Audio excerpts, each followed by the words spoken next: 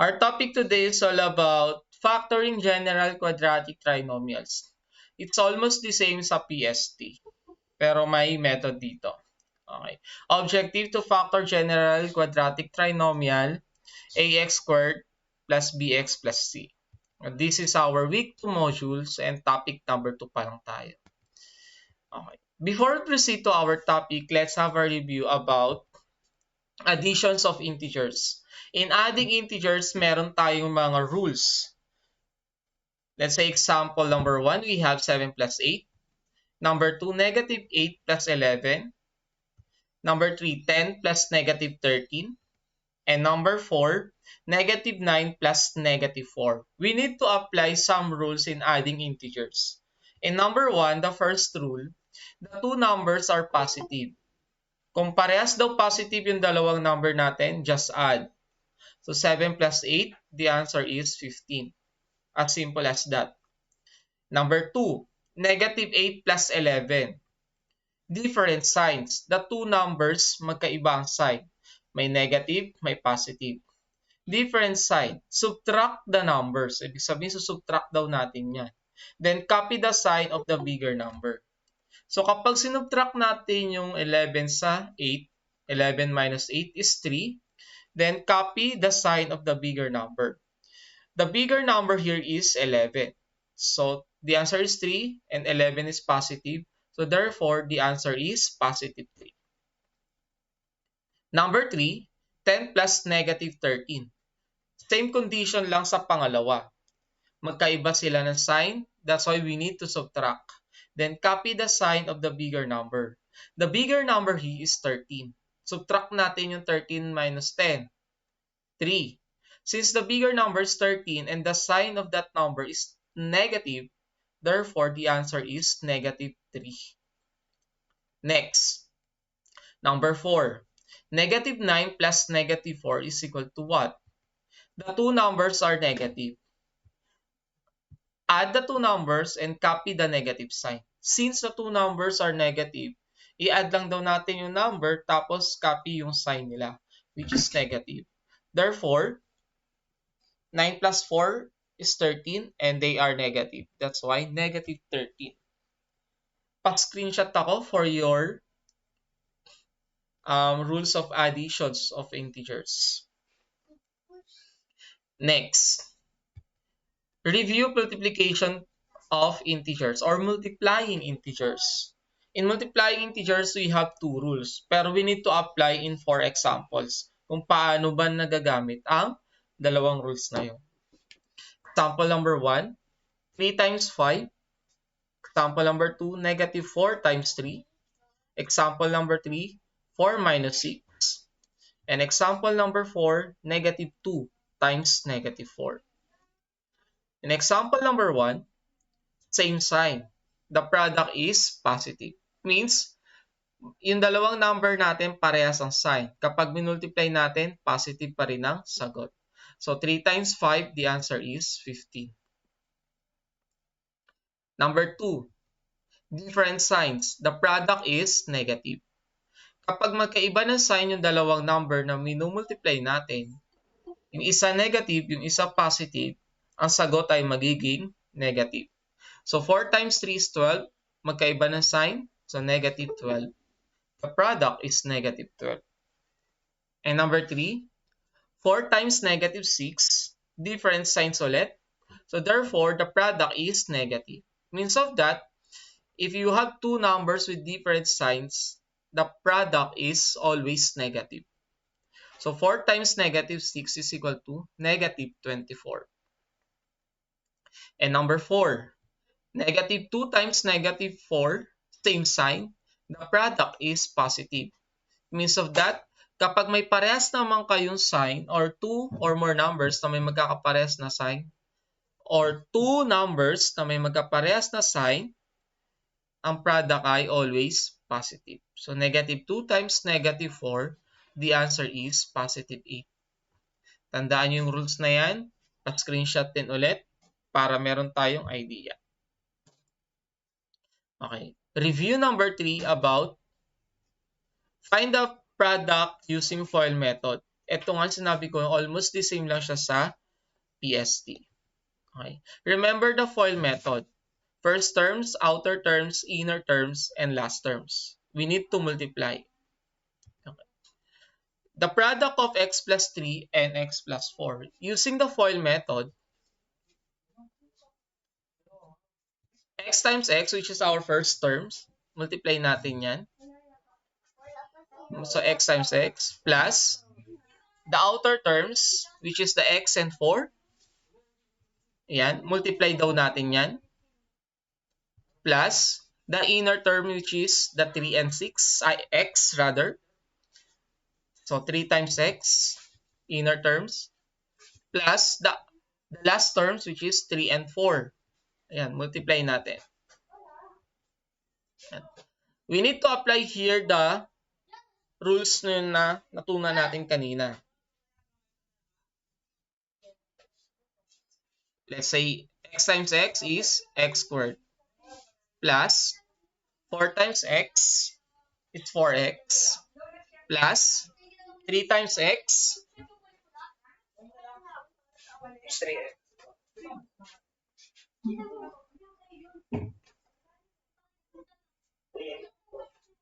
3x.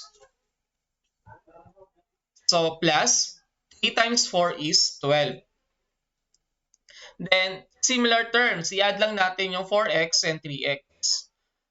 4 plus 3 is 7 with x. So therefore, x squared plus 7x plus 12. Ito yung product ng two binomials natin. Example number 2. Find the product using FOIL method. This is our two binomials. The product of 3x minus 5 and 2x minus 3. Using FOIL method, parehas ulit ang ginawa natin kanina. 3x times 2x, first term natin. Plus the outer term, 3x times negative 3 or negative 3 times 3x. Parehas lang yun. Plus the inner terms, negative 5 times 2x. And the last terms, negative 5 times negative 3. Yan. Apply natin yung multiplying integers. So 3x times 2x is 6x squared. Product rule, add natin exponent, kaya naging 2. Plus, negative 3 times 3x, magkaiba sila ng sign, so therefore, the product is negative. So, negative 3 times 3 is negative 9 with x. Plus, negative 5 times 2x, same. Magkaiba sila ng sign, so therefore, negative ang product natin. So, magiging negative 10x. And the last terms, meron tayong magkaparehas ng sign, which is negative. So, negative 5 times negative 3, the product is 15. Then, combine natin yung similar terms. Itong sa gitna. Adding integers. Pag parehas silang negative, add the number, copy the sign. So, negative 9 plus negative 10 is negative 19 with x. So, the final answer is 6x squared minus 19x plus 15. Ayan. Lahat ng ni-review natin, connected yun sa topic natin. Okay? So, ito ang tatandaan lang natin. Tandaan, cross method ang gagamitin natin to get the factor or general quadratic expressions or trinomial. Okay. Ano ang cross method? ax squared plus bx plus c. Yan. Ang a at ang b, that will be our numerical coefficient. Tandaan nyo. Tapos yung c, constant. Means wala siyang katawing mga variable. Number lang siya. It's either positive or negative or zero. Yan. This is the cross method. In the cross method, ang gagawin natin, magbibigay tayo ng dalawang numbers na kung saan dapat product niya si C, pero sum niya si B. Parang ganito. Magbigay ka ng dalawang number. Once you multiply the two number, the answer is C. But if you add, the answer is B. Okay. In our first example, yung A natin dito ay 1. Ibig sabihin, invisible 1. Let's apply this cross method. Dito natin ilalagay yung nakuha nating dalawang number. Okay, example. Ready na? Example number 1. Factor x squared plus 5x plus 6. Okay. The given is x squared plus 5x plus 6. 5 is our B and 6 is our C. Or B is our positive 5. Positive 6 is our C. Ayan. Cross method. Lalagay natin sila dyan. Okay. Magbigay ng dalawang numbers. Kapag minultiply natin, the answer is 6 or the product ay 6. Ayan. And also, if we add the two numbers, the sum is 5 or positive 5. Okay. Dito natin lalagay yung dalawang number. So therefore, the two numbers na naisip ko ay positive 3 and positive 2. Check natin. Positive 3 times positive 2 is equal to 6. Then, positive 3 plus positive 2 is equal to positive 5. Inad natin. Okay.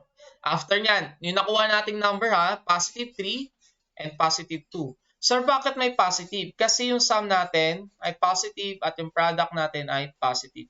Kaya nilagyan ko siya ng plus 3, parang plus 2. May purpose yan. Okay. Kapag positive, lalagyan mo ng plus. Okay. Anong variable ang ginamit? X. Ilalagay natin yan sa 2 open and close parentheses. Yan. Ilagay natin yung dalawang number na nakuha natin. Si plus 3 at saka si plus 2. Tapos ilagay natin yung variable na ginamit. Si x. So meron tayong factor na x plus 3 and x plus 2. This will be the final answer. Ayan. Yan ang example number 1 natin. Example number 2. Check natin to. Factor x squared minus 11x plus 30. X squared minus 11x plus 30. Our B here is negative 11. Tandaan nyo yan And our C is positive 30.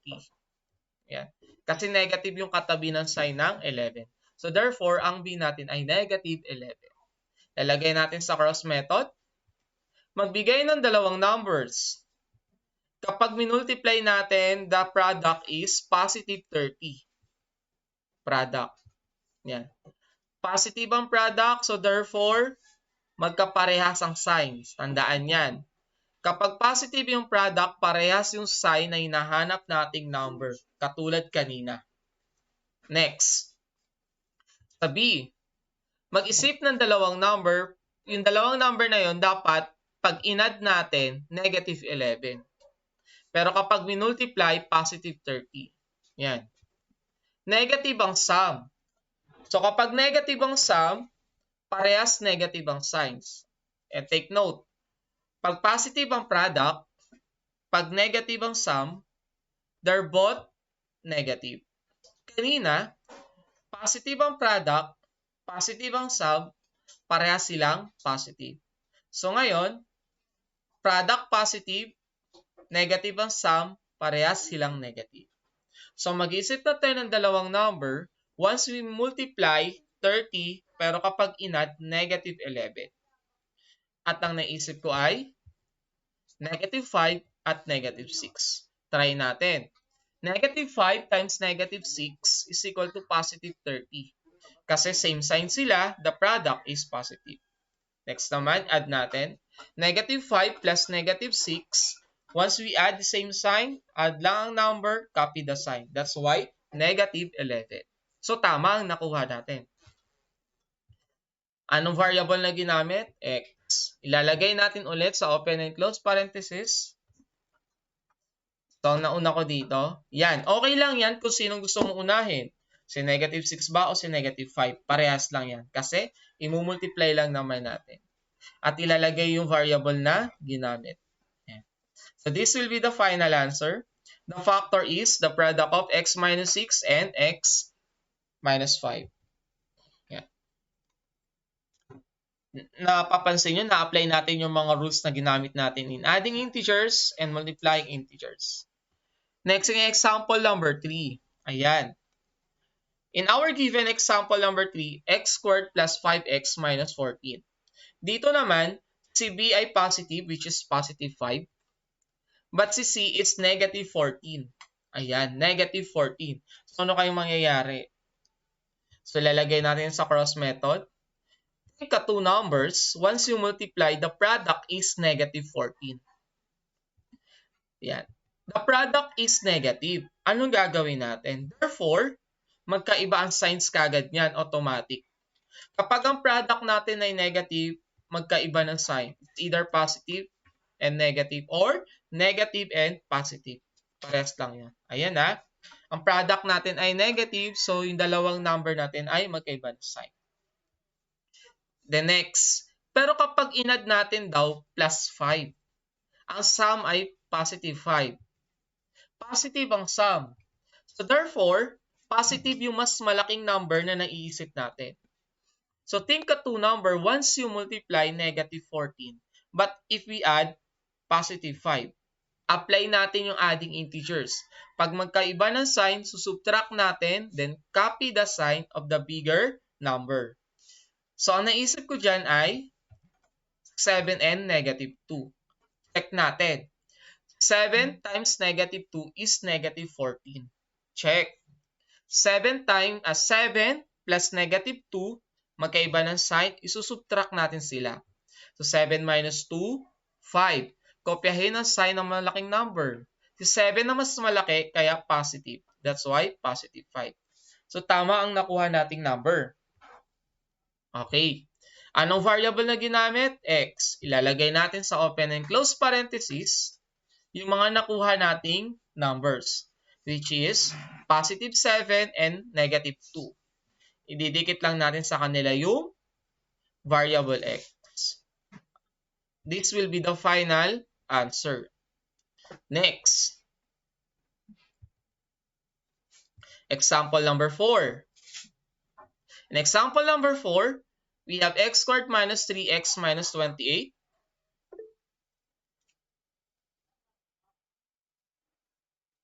Okay, example number 4. X squared minus 3x minus 28. Ang b natin ay negative 3.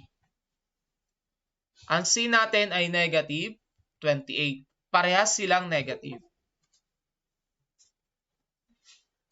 Lalagay natin yan sa cross method. Yan. Magbigay ng dalawang numbers. If we multiply, the product is negative 28.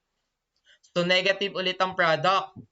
So, it means, magkaiba ang signs. So, meron tayong negative and positive. Pero dapat kapag inad natin yan sila, negative 3. So, ang sum ay negative 3. Therefore, negative ang sum, dapat negative yung mas malaking number na naiisip natin. At ang naisip kong dalawang number na yun ay negative 7 and positive 4. Try natin. Negative 7 times positive 4 is negative 28. Then add natin. Negative 7 plus 4. Magkaiba ng sign, subtract. 7 minus 4, 3. Then copy the sign ng mas malaking number, which is 7. Kaya negative 3. So correct yung napili nating number. Okay.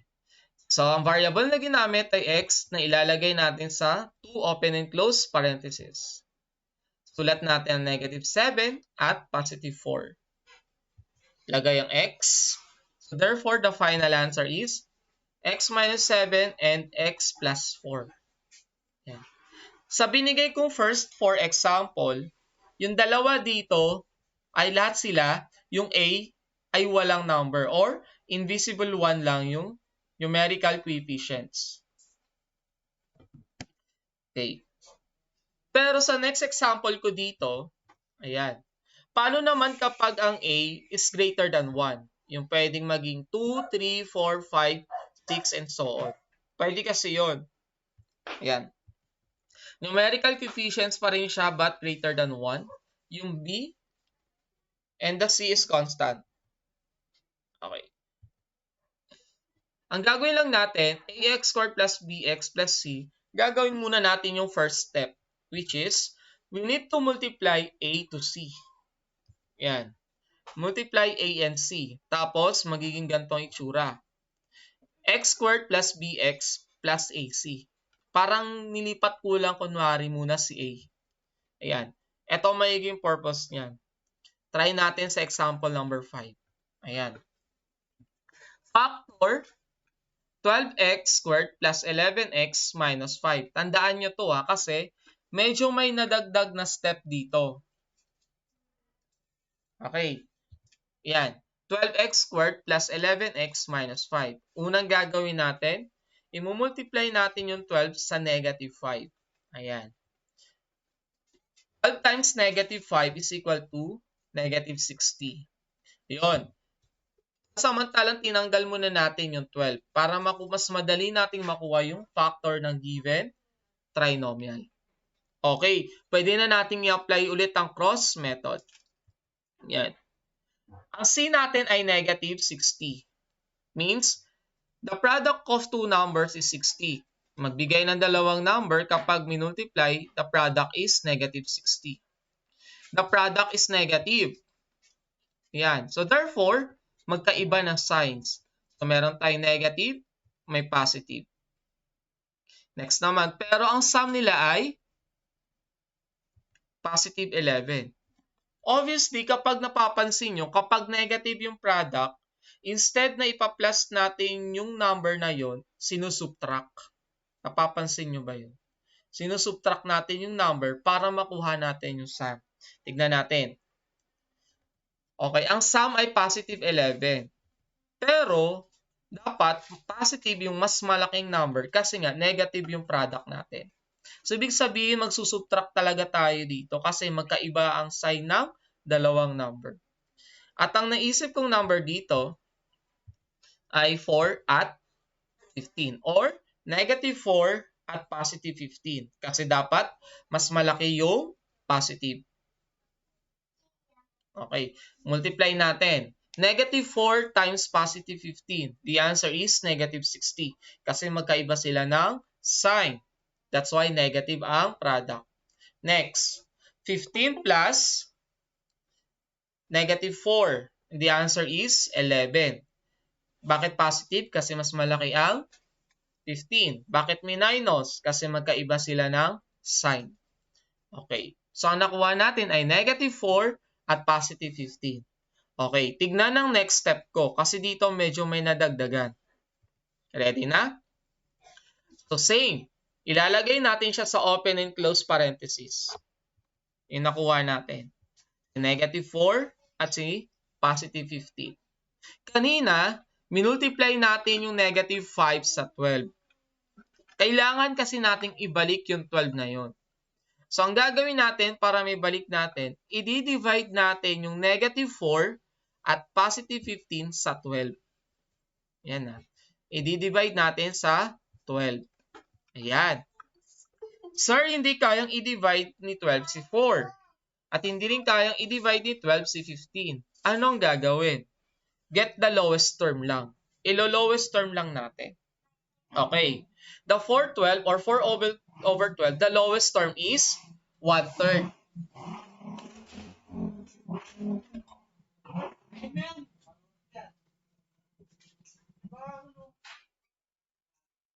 So, i-lowest term natin yan, 4/12. So, ang mangyayari, we can divide both sides by 4 kasi yung greatest common factor ng 4 and 12 ay 4. So, 4 divided by 4, 1. 12 divided by 4, 3. So, ibig sabihin, 1/3 na lowest term natin. Next naman, sa 15 and 12, saan natin pwedeng i-divide si 15 and 12? Sa 3. So, 15 divided by 3, 5. And 12 divided by 3, 4. So, 5/4 sa kabila. So, ito yun. Yan, na lowest term na natin. Kapag ang fractions natin ay hindi na kayang i-lowest term or in simplest form na siya, ito na yung next step or last step. Tignan ang gagawin sa denominator. Gusto kasi natin walang denominator. Yung 3 na yan, itatabi natin sa x niya. Itatabi sa x niya. At saka yung 4 na yan, itatabi niya rin natin sa x niya. So, ibig sabihin, may katabi silang x nila. Yan. So, mawawala sila dyan kasi nga katabi na nila yung x nila. So, mangyayari, meron tayong 3x minus 1 and 4x plus 5. So, ito yung magiging final answer natin. Check nyo kung bumalik ba siya sa original given. 3x times 4x is 12x squared. So, tama. Kasi bumalik lang doon sa original given. Another example. Yan. Factor 6x squared minus 5x minus 4. So, again, the first step is we need to multiply 6 to negative 4. Ayan. 6 times negative 4 is negative 24. Nilipat lang muna natin si 6 kasi para madali natin gamitin ang cross method. Okay. Ang C natin ay negative 24. Magbigay ng dalawang number once we multiply negative 24. So the product is negative, therefore the two numbers are different in sign. So meron tayong negative at positive. Since ang product natin ay negative, therefore yung naiisip nating number na yon, isusubtract natin para makuha si negative 5. Ayan. Bakit negative 5? Ibig sabihin yan, dapat negative yung mas malaking number na naiisip natin. Meron tayong negative, positive. Okay. Ibig sabihin yan, ang naisip kong number ay negative 8 at positive 3. Check natin. Negative 8 times positive 3 is equal to negative 24. Negative ang product kasi magkaiba ng signs. Next, i-add naman natin. Negative 8 plus 3 is equal to negative 5.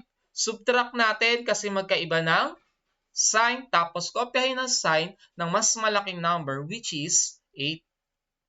Okay.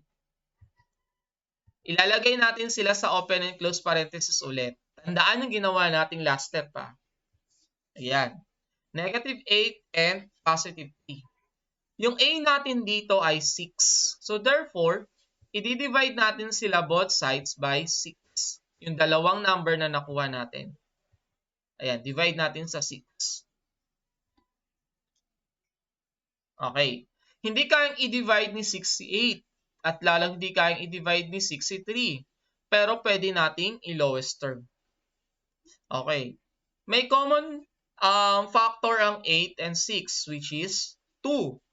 8 divided by 2, 4. 6 divided by 2, 3. So, 4/3 yung sa una.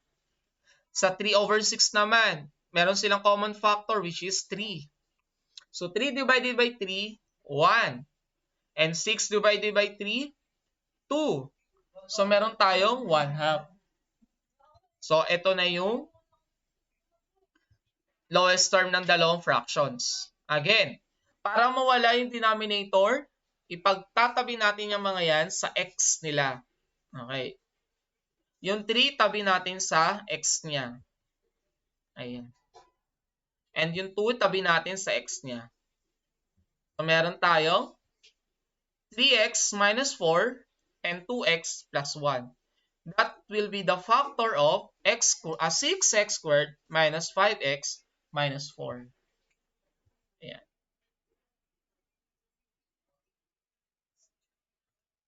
Thank you!